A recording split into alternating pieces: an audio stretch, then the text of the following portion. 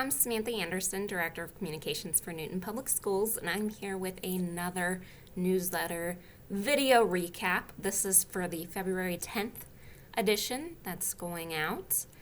As always, if you have any questions, feel free to email me at samantha.anderson@usd373.org.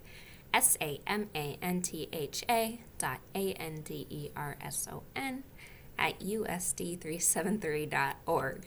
All right, now that I've passed my spelling test, let's get into the newsletter. First thing, as usual, is the Board of Education recap article. The board approved some changes to the graduation requirements. There's a link that you can see them more in detail, but basically they'll be going to a block schedule again, and that gives them the opportunity for 8 credits per year, which is a good opportunity. Now, because of that, the credit requirements will increase to 26 from 24, and there will be some additional elective requirements. And again, there's a link with all that information. The Board of Education decided to remain in yellow until March the 1st, when we will be green or on site for everybody in flexible. Remote families, again, if you're in remote, if you elected for remote, you can stay in remote. This is just for the people who chose flexible. As always, they will continue to watch the numbers in buildings, adapt as needed, but some reasons given for the change to green is that we are in green numbers-wise right now. Additionally, by the time this comes about, the staff who wanted a vaccine, they would have gotten a chance to at least get their first shot. And we also have the on-site rapid testing for symptomatic, and then under 24 hours testing for asymptomatic individuals, so for staff. So that's a great way to help us contact trace. Here is our full board meeting if you'd like to watch it. I have captioned it for those that have trouble with the sound.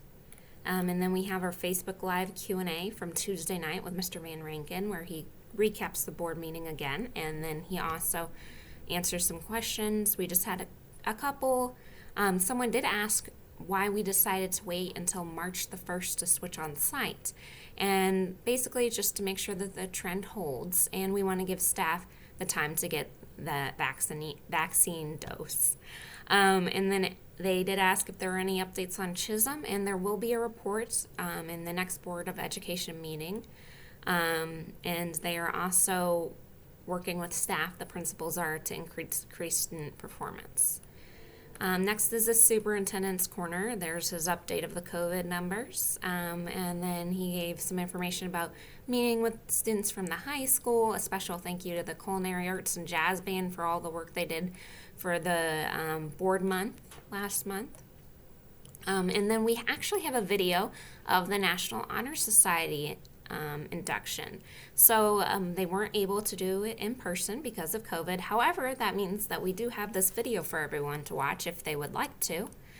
We also have a little blurb on the welding robot, which is pretty cool in a photo. A couple important reminders. Fill out your family engagement surveys. You can see links to that on any of our school websites, and there is no school on February 12th. That's this Friday or February the 23rd. And use those questions and feedback forms. We have a feature on the Newton High School JAG and a special program they did. And then Railer recognition. We went over the football signings, a special record broken, the Newton Scholars Bowl going to state, and winning regionals. We have our NHS Students of the Week. And then we have a new section that I'm pretty excited about. It's called the Railer Gallery. And in it, we'll have some artwork, some poems, things like that from our amazingly talented students that we can share with you all. So make sure you check that out. It's pretty cool. And then, of course, last but not least, we do have our staff shout-outs. Make sure you see those. And again, if you have any questions, feel free to reach out, samantha.anderson@usd373.org. I hope you have a great rest of your week.